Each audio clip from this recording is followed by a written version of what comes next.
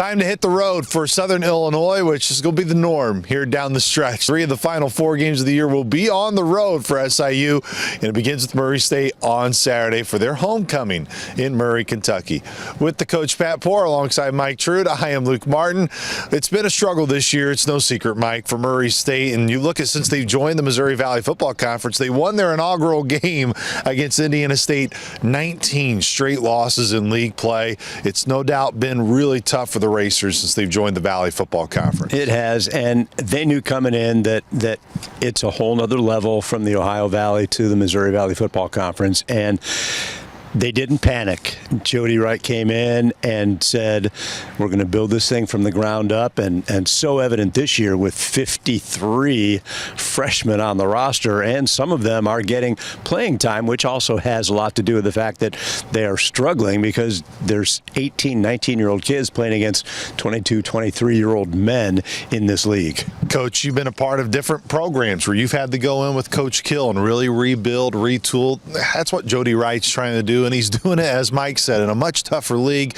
Where do you see, just from coach to coach, where you can start to see some of those fundamentals of a program being built despite the results not being there for him? Well, I think one thing, talking about the new players and freshman players, is just what kind of foundation you're trying to build. You know, are you going to be Murray built as opposed to through the portal and that type of thing? And that's the formula now that's like, you know, in turbulence. It's like, how do you do that? And I think the thing you see with Murray is Coach Wright is trying to put his thumbprint and build that foundation the way he wants it. And obviously his past experiences, I mean, he's been at Alabama, he's been in the NFL. So trying to do things the right way and build that solid foundation. And like I said, it's never easy.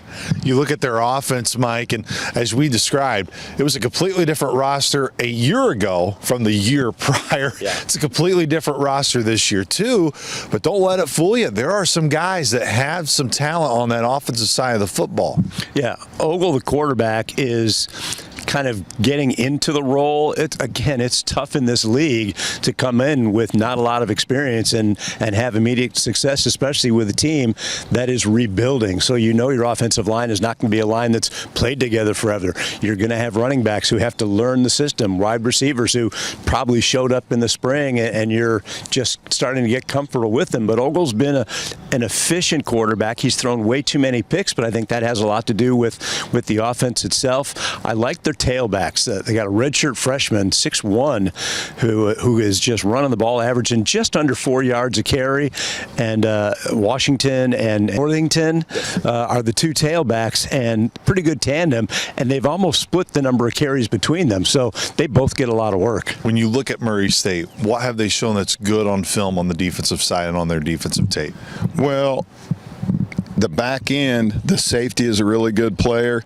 Obviously, there's probably some asterisks on some of those tackles that it was a game-saving, you know, or a touchdown-saving tackle. But I think the back end, they're big at corner. You know, they've got good-looking corners. The safety's a good player, and I think they're trying to match that depth and that play in the back end to the guys up front, and obviously, you know, we see it every week. You know, those good defensive fronts and linebacker crews. You know, they're really young at linebacker. They got 2 true freshmen that, you know, coach is a good recruiter. They're good players, but they're freshmen in the Missouri Valley, and you know, that's the strength that I see is that they're playing on trying to keep stuff in front of them, and you know, again, play situational football. That's where it really jumps out at you on paper statistically is, you know, they haven't been real good in third downs, and they haven't been real good in the red zone, and you know, those are 2 big areas that, you know, end up, are you winning or are you losing? Be an opportunity also for DJ Williams and Shug Walker to make that return to Murray State as they transfer from Murray State here to SIU. And last year in this game, these two were a part of that historic performance by Michael Lindauer, who broke the passing touchdowns record. But as we have said, sound like a broken record, Mike Trude. The playoffs have already started for this Southern Illinois football team, and that's exactly what they have on Saturday. It's a playoff game at Murray. Yeah, that's the mindset they started after losing that game to North Dakota, that every Saturday Saturday from here on out is a playoff game. But again, it's the one game at a time. It's their playoff game for this week, and they have to go 1-0 in order to make the next week another potential playoff game. And I don't even think it's a trap game because of the importance of the game for the Salukis. They can't overlook anybody right now, and Michael Lindauer had just a breathtaking, amazing performance a year ago. Who would have ever thought at the beginning of last year that Michael Lindauer would come off of graduate assistantship and set an all-time record for touchdown passes in a game? I think he is glad that he is just coaching this week as we get ready for the Murray State Racers. It will be homecoming for Murray State on Saturday. It's a 4 o'clock kick for the Racers and Dogs. For my partners, the coach Pat Poor, Mike Trude, I am Luke Martin.